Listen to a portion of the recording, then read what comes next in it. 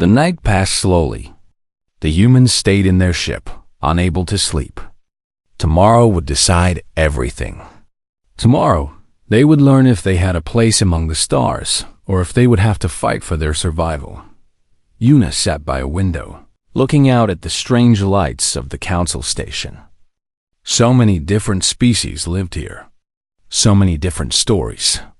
She wondered what they thought about her people. Did they see friends or enemies? Partners or problems? Sung sat down next to her. His gray hair was messy, and his eyes were tired. "You should rest," he said. "I cannot," Yuna replied. "My mind will not stop thinking. Mine either." Sung smiled softly. "But that is okay. Some nights are not for sleeping. Some nights are for wondering about tomorrow." They sat together in comfortable silence for a while. "Do you think we did the right thing?" Yuna asked finally. "Coming here like this?" Sung thought about the question carefully before answering. "I think we did what we had to do," he said. Hiding was not going to work forever. The galaxy would have found us eventually. Better to introduce ourselves on our own terms. "But we scared them," Yuna said. "I saw it in their eyes. They are afraid of us." "Fear is not always bad," Sung replied. "Sometimes fear becomes respect. And sometimes respect becomes friendship. We just have to be patient." In another part of the ship, Hana was exercising. She moved through fighting forms, her body flowing like water. The fight with Grok had been easy, almost too easy. She had trained her whole life for moments like that, but fighting was simple. Politics was hard. Hana did not like the way the delegates looked at each other, always calculating, always scheming. She preferred honest battle to dishonest words. Tay walked in and watched her train. "You did well today," he said. Hana finished her form and bowed to an invisible opponent. Grok was strong but slow. His people rely too much on size and muscle. They forget that speed and skill matter more. Many species forget that, Tay agreed. They look at us and see small, soft creatures. They do not see what we really are. "What are we?" Hana asked. Tay smiled. "Survivors, adapters, the most stubborn life forms in the galaxy. We refuse to die, no matter what the universe throws at us." Minho was in the computer room, still watching the delegates through hidden cameras. Most of them had gone to their quarters to sleep, but a few were still awake, talking in small groups. "The vote will be close," Minho said when Yuna came to check on him. "I count about 40% in favor, 30% against, and 30% undecided. We need to win over the undecided ones," Yuna said. "That is what I am trying to figure out. What do they want? What are they afraid of? If I can understand their needs, maybe I can help you speak to them tomorrow." Yuna put her hand on Minho's shoulder. "You have done enough. Rest now. We will face tomorrow together." Morning came slowly, like a shy animal creeping out of its hiding place. The humans dressed in their best uniforms and walked back into the Great Hall. It was full again. Every delegate was in their seat. Every eye was on the small group of humans who stood in the center of the chamber. Veth rose from his chair. He looked tired, like he had not slept at all. "We have discussed your request throughout the night," he said. Many opinions were shared. Many arguments were made. Now it is time to vote. He pressed a button on his chair, and small devices appeared in front of each delegate, voting machines that would record their choice. "The question is simple," Veth said. "Should humanity be allowed to join the Galactic Council? Vote now." The hall fell silent as each delegate pressed their button. Some pressed quickly, their minds already made up. Others hesitated, still unsure. But eventually, everyone had voted. Veth looked at the results on his screen. His 4 eyes blinked in surprise. "The vote is..." He paused, as if he could not believe what he was reading. "The vote is in favor. Humanity is accepted into the Galactic Council." For a moment, the humans did not react. They could not believe it. After everything, the long journey, the difficult negotiations, the fight, they had actually won. Then Yuna let out a breath she did not know she was holding. Tears began to form in her eyes. "We did it," she whispered. "We really did it." Sung stepped forward. His voice was thick with emotion, but he kept it steady. "Thank you," he said to the delegates. "Thank you for giving us this chance. We will not disappoint you." He looked around the hall, meeting as many eyes as he could. "I know many of you are still unsure about us. I know some of you voted yes only because you fear us. That is okay. Trust takes time. We are patient. We will prove ourselves through our actions, not just our words." The old tree woman stood up. Her leaves rustled as she spoke. "Welcome, humans of Earth. Welcome to the Galactic family. May your time among us bring wisdom to all." Other delegates began to stand as well, showing respect. Even some of the ones who had voted no stood up. The humans had earned their place here. It was time to accept that Yuna stepped forward.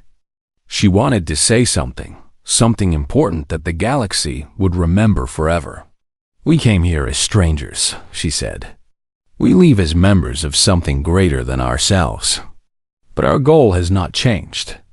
We still seek what we have always sought: peace, friendship, and a chance to grow together." She looked at Veth, who still seemed troubled by the result. "To those who fear us, we understand.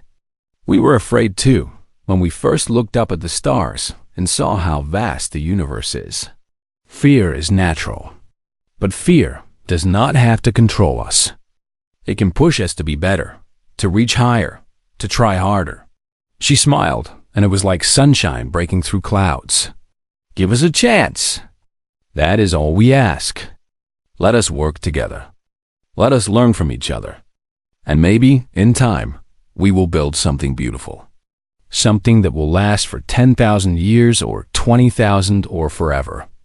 The hall burst into applause. Real applause this time, not polite clapping but genuine celebration. The sound echoed off the crystal walls and filled the ancient chamber with joy. Admiral Tay shook hands with delegates who approached him. Minho was surrounded by curious officials asking questions about human technology. Hana received bows of respect from warriors who had once looked at her with pity. And in the middle of it all, Sung and Yuna stood together, watching their dream come true. "This is just the beginning," Sung said. "I know," Yuna replied. "There will be challenges ahead. Some of these species will try to use us. Others will try to stop us. But we will face them all. Together," Sung said. "Together," Yuna agreed. She looked around the great hall one more time. Thousands of faces from hundreds of worlds, all sharing this moment with humanity. It was more than she had ever dared to hope for. But that was what humans did. They dared to hope. They dared to dream. And then they worked until those dreams became real. Earth had appeared at the Galactic Council, and everyone had watched in shock. Now, the real work would begin, and humanity was ready. The delegates moved to the sides of the great hall to make room for the fight. In the center, a large circle was drawn on the floor with glowing light. This was the arena, an ancient place where disputes have been settled for thousands of years. On one side stood the giant creature. His name was Grok, and he was from a race of warriors who had conquered 100 worlds. His skin was gray and thick like armor. His arms were as big as tree trunks. When he walked, the floor shook under his weight. On the other side stood Hana. She was small and quiet. She wore no armor. She carried no weapons. She just stood there, calm and still, watching her enemy with dark eyes.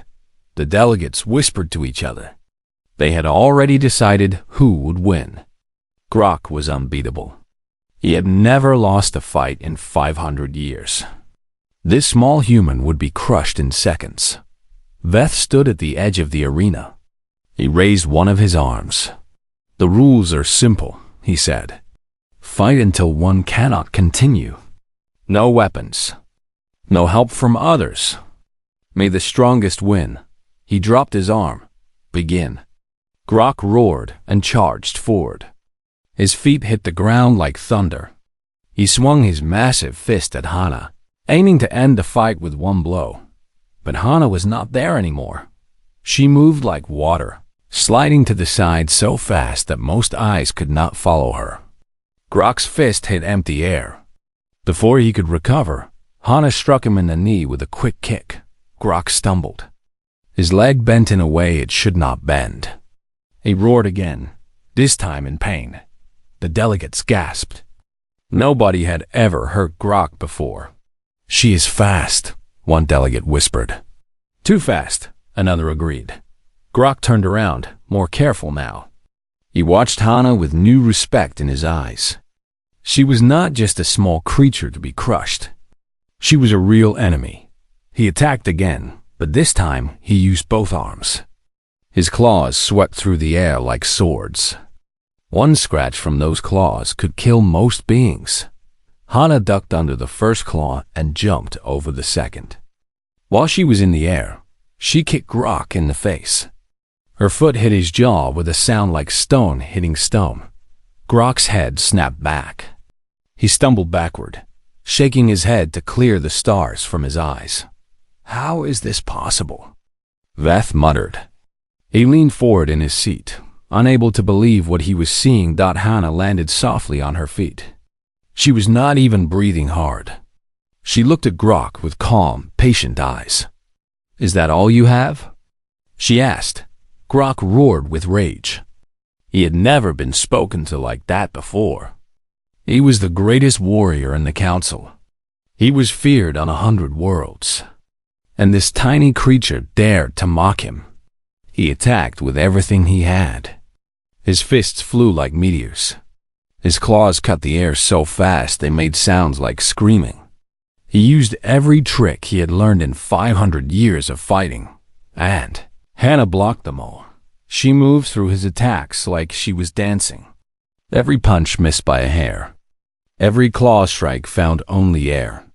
She bent and twisted and spun, always just one step ahead of him.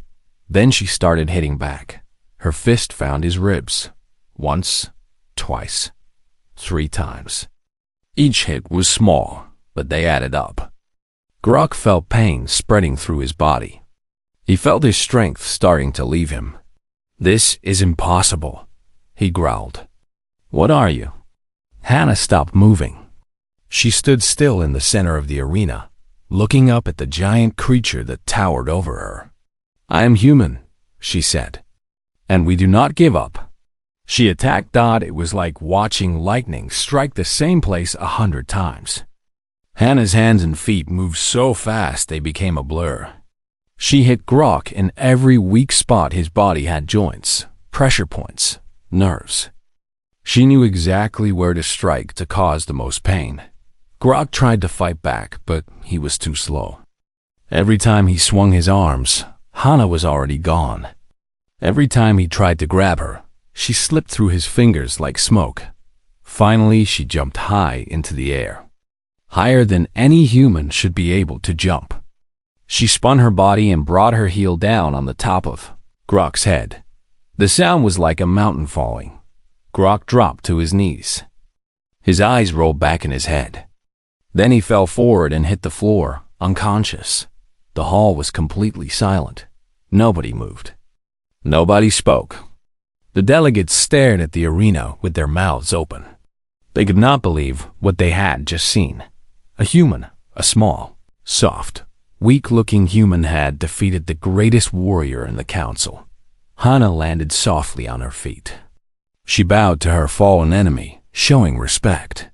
A good fight, she said quietly. He was strong. Minho ran into the arena and grabbed Hana's hand, lifting it high. Victory for humanity. He shouted. Still, nobody made a sound. The shock was too deep. Then, slowly one delegate began to clap. It was the old tree woman who had spoken kindly about humans before. Her bark hands made a soft sound as they came together. Another delegate joined her.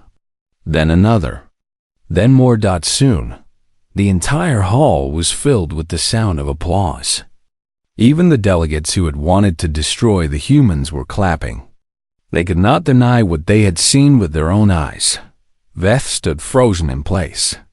His forearms hung limp at his sides.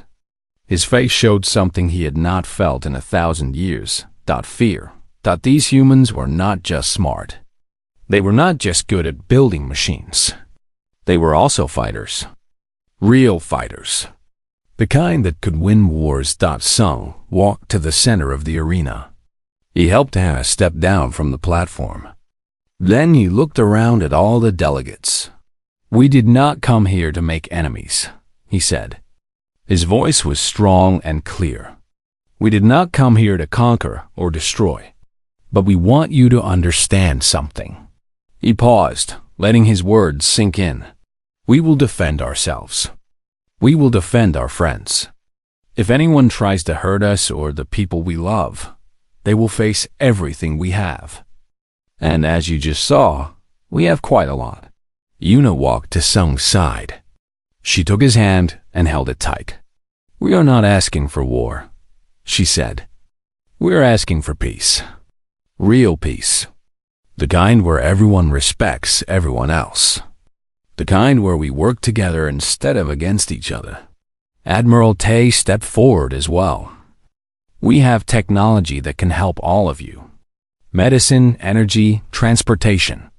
We will share it freely with our friends." "But only with our friends," Hannah added, her voice hard. "Those who choose to be our enemies will receive nothing from us except defeat." The delegates looked at each other. They saw the truth in the humans' eyes. These were not empty promises or idle threats. These were facts. Veth finally found his voice. "You asked for much. Membership in the council, respect, friendship.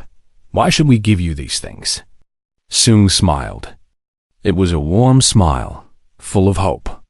"Because together, we can be stronger than any of us alone. Because the galaxy is a dangerous place, and friends are the most valuable thing any species can have. Because, in the end, we are all just living beings trying to find our way through the darkness." He looked up at the crystal walls of the ancient hall. "Your council has stood for 10,000 years. It can stand for 10,000 more. But only if it grows. Only if it welcomes new voices, new ideas, new friends." He looked back at Veth. "What do you say?" Veth was silent for a long time. Then, slowly, he nodded. "Tomorrow," he said. "We will vote tomorrow." And for the first time, Yuna allowed herself to hope.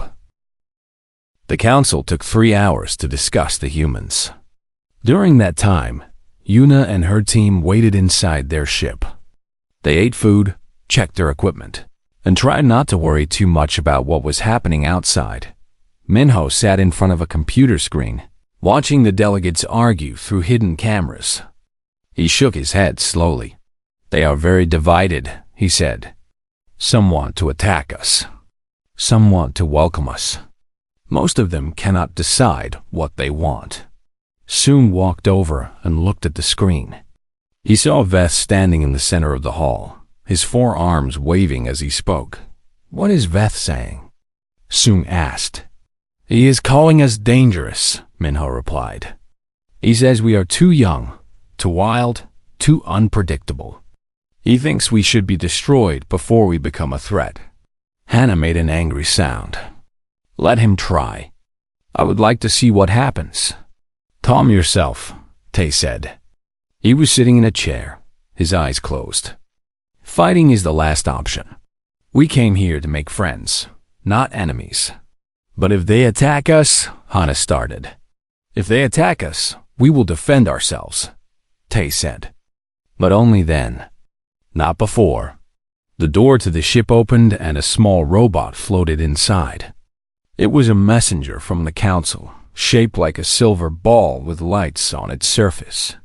"The council is ready to hear more from you," the robot said in a flat voice. "Please return to the chamber." Sung stood up and straightened his uniform. Let us go. And remember, we are here to show them who we truly are.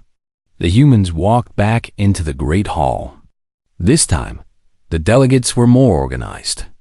They sat in their seats quietly, watching the newcomers with careful eyes. Veth was still standing in the center of the chamber. He looked tired and frustrated.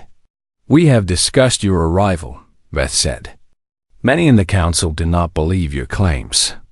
They think you are lying about your technology, your history, your intentions. Sung nodded. What would convince them? Show us your history, Veth said. All of it. Not just your achievements, but your failures. Your wars, your darkness. We want to see what kind of species you truly are. The humans looked at each other. This was a dangerous request. Human history was not all glory and triumph. There was much blood and pain in their past, but Sung had expected this. He had prepared for it. Very well, he said. Captain Minho, if you please. Minho stepped forward and activated a new hologram. This one was much larger than before. It filled the entire center of the hall with light and color and sound. This is the story of humanity, Minho said. All of it. The good and the bad. The hologram began to move. It showed Earth as it was thousands of years ago, a blue and green world full of life.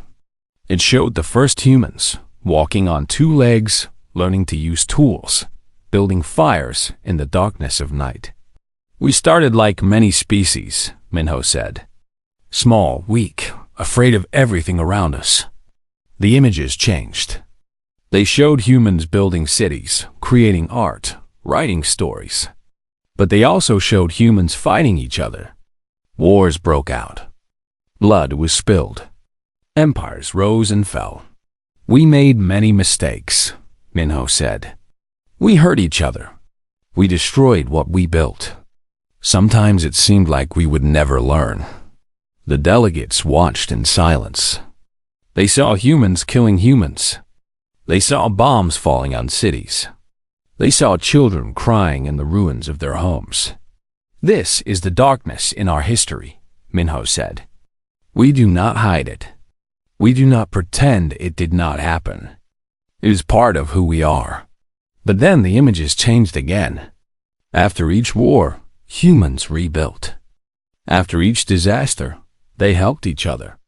Strangers gave food to strangers. Enemies became friends.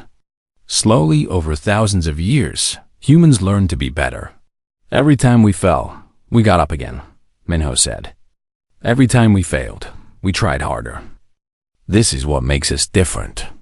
We never give up. We never stop trying. The hologram showed the last 100 years, the time of the greatest change. It showed scientists working day and night to save their dying planet.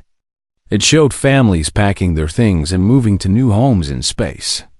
It showed humans reaching out to the stars, not as conquerors, but as explorers. We have done terrible things, Minho said. But we have also done beautiful things. We have created music that makes the soul cry with joy. We have painted pictures that capture the wonder of existence. We have loved each other through the darkest times. He looked around the hall at all the alien faces. We are not perfect. We never will be. But we always try to be better than we were yesterday. That is the heart of humanity. The hologram faded away, leaving the hall in silence. For a long moment, nobody spoke. The delegates had seen things they did not expect. They had seen a species that was both terrible and wonderful, both violent and kind. Finally, an old delegate stood up. She was from a race that looked like living trees, with bark for skin and leaves for hair. Her voice was soft like wind through branches. I have lived for 3,000 years, she said. I have seen many species come and go. I have seen empires that were cruel and empires that were gentle. But I have never seen a species quite like this one. She turned to look at the humans with her deep, ancient eyes. You carry both fire and water in your hearts, she said. You can burn or you can heal. You can destroy or you can create. You are dangerous, yes, but you are also full of hope. Other delegates began to nod. Even some of the ones who had been angry before looked thoughtful now. Veth crossed his 4 arms over his chest. Pretty pictures, he said. But pictures can lie. How do we know this is the truth? Una stepped forward. You can check our history yourself. We will open our records to you. Every document, every recording, every memory. We have nothing to hide. This surprised the delegates. Most species guarded their histories carefully. They did not let outsiders see their secrets. You would truly do this? Veth asked. You would let us see everything? Yes, Una said, because we want you to trust us. And trust begins with truth. Veth was quiet for a long time. His 4 eyes looked at each of the humans in turn soon. Tae, Minho, Hana, and Una. He searched their faces for lies, for tricks, for hidden plans. He found nothing but honesty. The council will consider your request for membership, Veth said finally. But first, there is one more test you must pass. Soong raised an eyebrow. What kind of test? Veth smiled. It was not a friendly smile. A test of strength, he said. You have shown us your history. You have shown us your technology. Now show us what your warriors can do. Hana stepped forward before anyone could stop her. Her eyes were bright with excitement. I accept, she said. Done. INHO grabbed her arm. Wait, we should discuss this first. But Soong shook his head. No, let her fight. It is time the galaxy sees what humans are made of. Hana smiled. She cracked her knuckles and looked at Veth. Who will I fight? She asked. Veth pointed to the largest delegate in the hall, a creature that stood 3 meters tall, with muscles like stone and claws like swords. Him, Veth said. Hana looked at the giant creature. It was 5 times her size. It had killed hundreds of enemies in battle. It was considered the greatest warrior in the council. She smiled wider. Good, she said. This might actually be interesting. The Great Hall of the Galactic Council had stood for 10,000 years. Its walls were made of crystal that came from the oldest stars in the universe. Light moved through these walls like water, creating colors that no human eye had ever seen before. The hall was large enough to hold a small city inside it. Thousands of seats rose up from the floor in circles, each one filled with a delegate from a different world. Today was like any other day in the council. The delegates talked about trade routes and border disputes. They argued about mining rights on distant moons. Some of them were sleeping in their seats, their translator devices still humming in their ears. The High Counselor, a tall being named Veth with gray skin and 4 arms, was reading from a long list of complaints. Nobody expected what was about to happen. The first sign was a small vibration in the floor. The delegates who were awake looked at each other with confusion. The council chamber had not shaken in 5,000 years. Then the vibration grew stronger. The crystal walls began to hum with a deep sound that made everyone's bones feel strange. Veth stopped reading and looked up. His 4 eyes went wide with fear. What is this? He asked, but nobody could answer him. Above the center of the hall, space itself began to tear apart. A line of white light appeared in the air, growing longer and wider with each second. The light was so bright that many delegates had to cover their eyes. Some of them screamed. Others ran for the doors, but their legs would not move fast enough. The tear in space grew until it was as wide as a starship. Then, through this impossible doorway, a vessel emerged. It was not like any ship the council had ever seen. It was black as night, with sharp angles and smooth surfaces. Blue lights ran along its hull like blood through veins. The ship was not very large compared to the warships of the major races, but there was something about it that made everyone feel afraid. It felt dangerous. It felt powerful. It felt new. The ship stopped in the center of the hall, floating without any visible support. The tier in space closed behind it, leaving only silence. For a long moment, nobody spoke. The delegates stared at the vessel with their mouths open. Some of them checked their databases, trying to identify the ship's design. They found nothing. This technology did not exist in any record. Then a door opened on the side of the ship, and light poured out. A figure stepped forward. She was small compared to most of the beings in the hall. She had 2 arms, 2 legs, and brown skin. Her black hair was tied back in a simple style. She wore a uniform of dark blue with silver buttons. On her chest was a symbol that nobody recognized, a circle with lines coming out of it, like a sun. This was Yuna. And she was human. She walked to the edge of the ship's platform and looked out at the thousands of faces staring at her. She did not seem afraid. She did not seem nervous. She stood straight and tall, as if she belonged there. "Greetings," she said. Her voice was calm and clear. The translator devices in the hall picked up her words and turned them into 100 different languages. "I am Ambassador Yuna of Earth. We come in peace." The silence continued for another moment. Then Veth found his voice. "This is impossible," he said.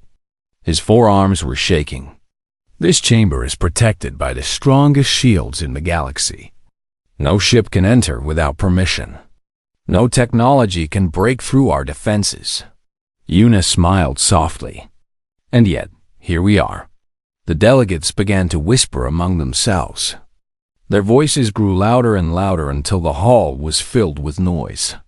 Some of them were angry. Some of them were scared. A few of them were curious. "Earth?" said one delegate, a being with blue scales and a long tail. "I have never heard of this world." "Neither have I," said another. A creature made mostly of floating gas contained in a suit.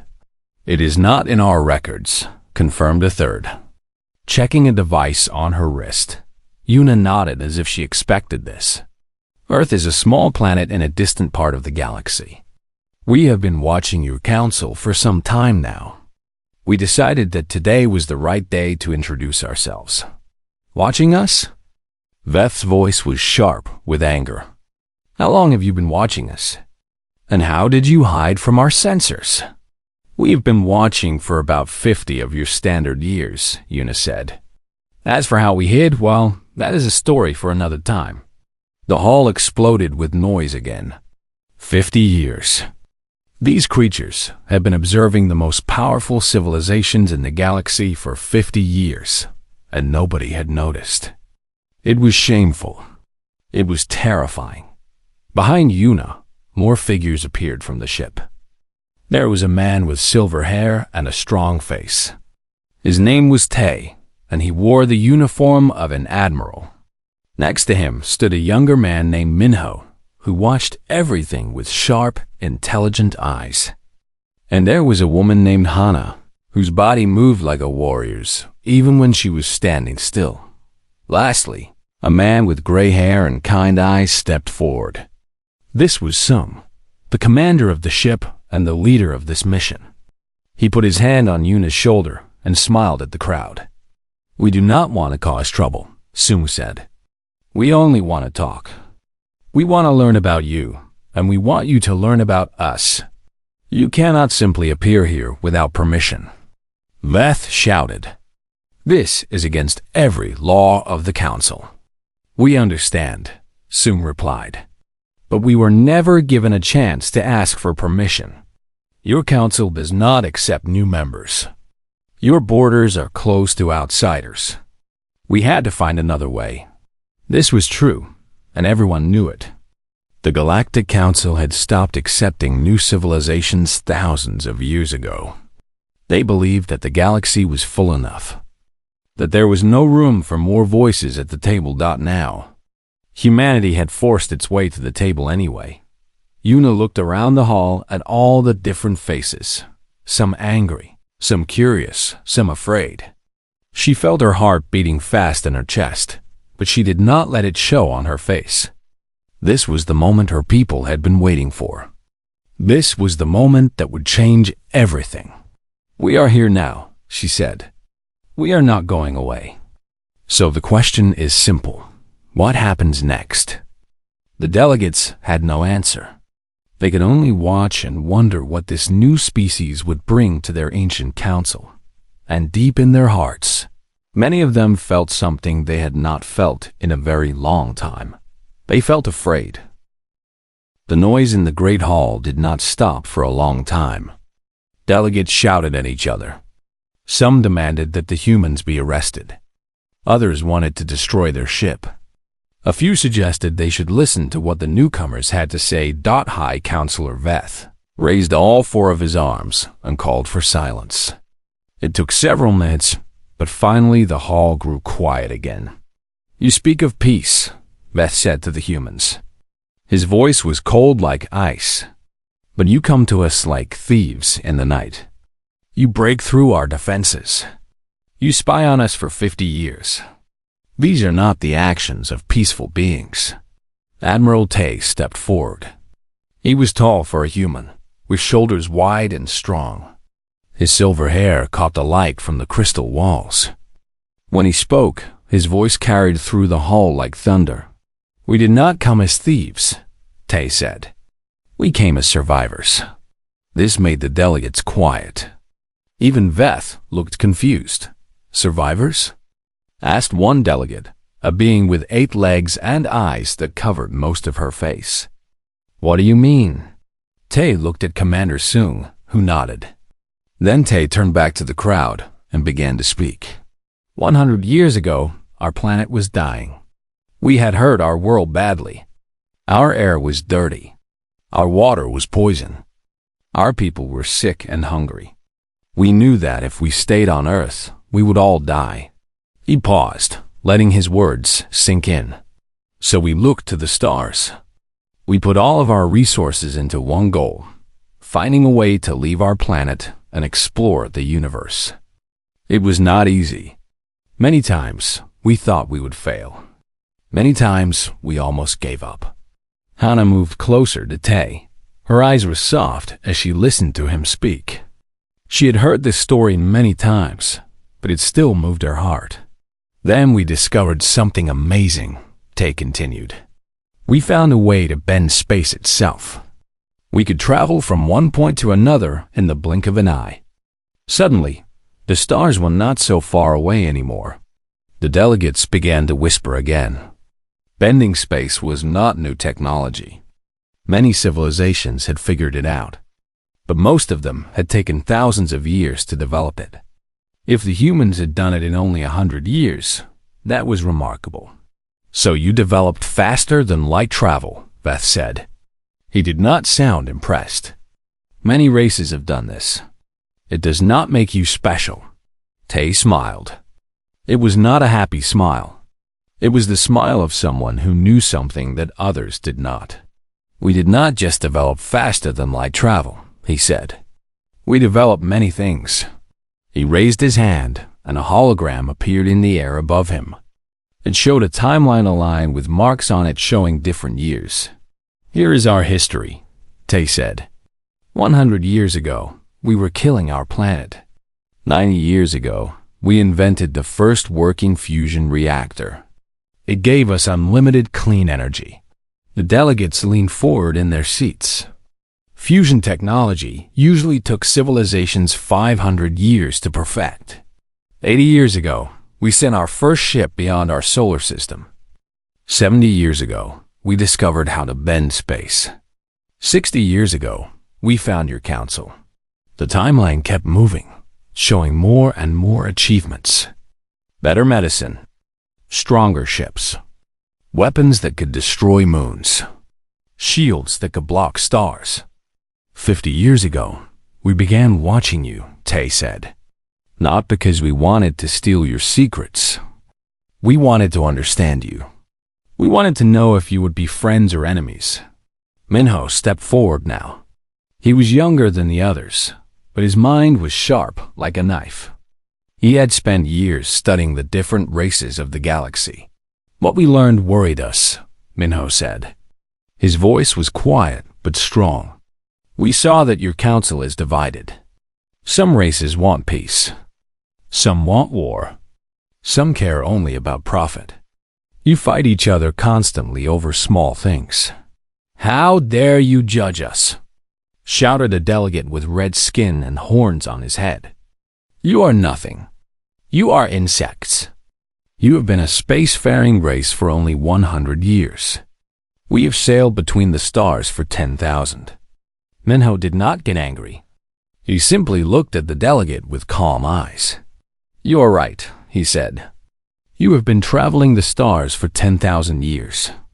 And in that time, how many new technologies have you created? How much has your civilization grown? The delegate opened his mouth to answer, but no words came out. The truth was uncomfortable. Most races in the council had stopped advancing long ago. They were happy with what they had. They did not push themselves to do better. We are not saying we are better than you, Una said, stepping forward again. We are saying that we are different. We do not stop. We do not rest. It is in our nature to always reach for more. Veth stood up from his chair. He was much taller than the humans, towering over them like a mountain. Pretty words, he said. But words are easy.